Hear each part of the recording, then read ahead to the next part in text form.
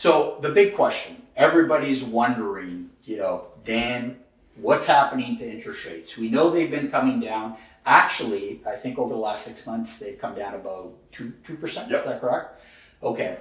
So where do you see, well, first of all, where are interest rates right now? And where do you see them headed in the next 6 to 12 months? And, keep in mind, everybody, that nobody has a crystal ball. I mean, we're giving our best educated guess. But what do you see or what are you hearing in the marketplace? So, volatility.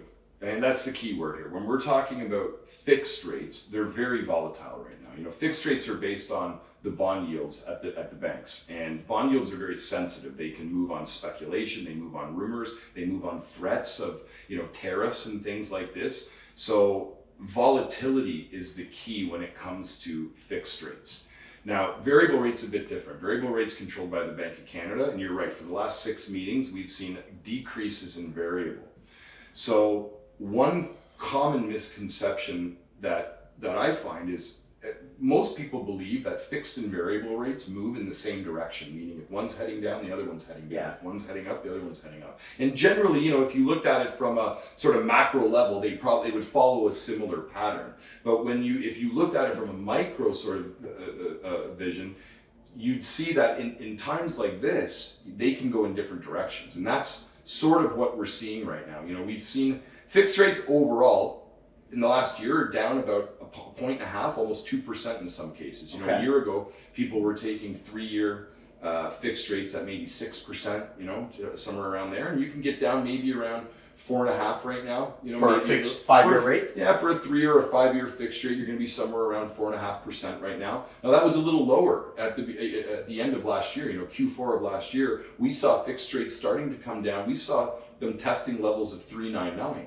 But the bond yields have steadily risen. They kind of bounce around. And from Q1 of what we're seeing now, we're seeing the bond yields up and we're seeing the interest rates up. So the fixed rates are actually inching up a bit. Inching up. They don't move at the same level. It's not like it's always a quarter point like the variable rate, but we're seeing fixed rates inch up a bit right now. Now that might level off. Again, the threat of tariffs in the short term could bring down fixed rates. Right. Competitive spring market. Wouldn't be the first time the banks in the summertime started advertising lower fixed rates. So certainly I think the overall picture of interest rates for fixed is a downward trend.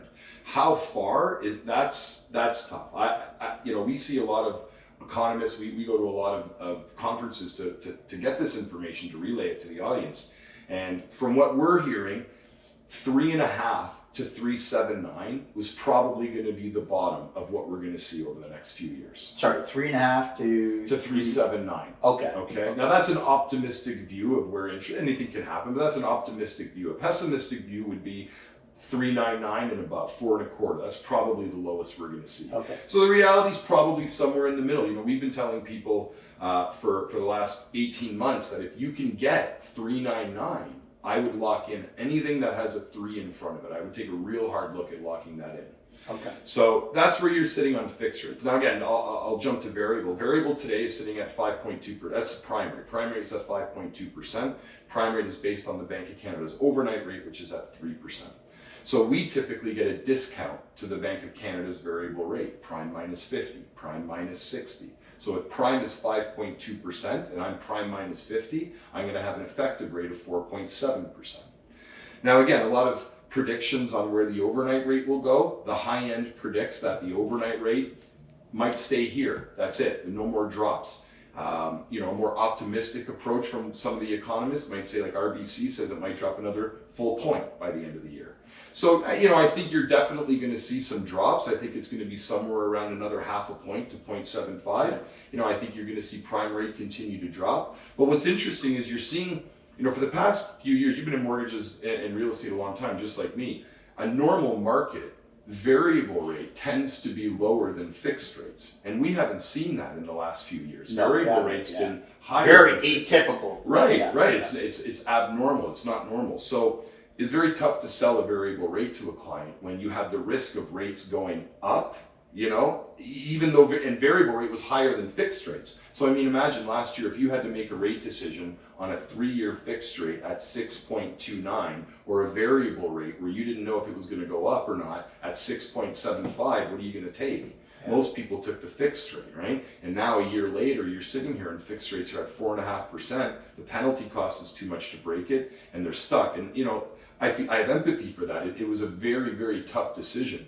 But the point I guess I'm making is that we're starting to get back to a more normal market where the variable rate now is almost on par with those 3 and 5 year fixed rates. So another 1/4 point drop to variable, if the fixed rates sort of stay flat for a bit, you're going to be back to variable rate being lower than fixed rates. And that's a more normal market when variable rate is lower. Yeah. So I think the overall outlook's good, you know.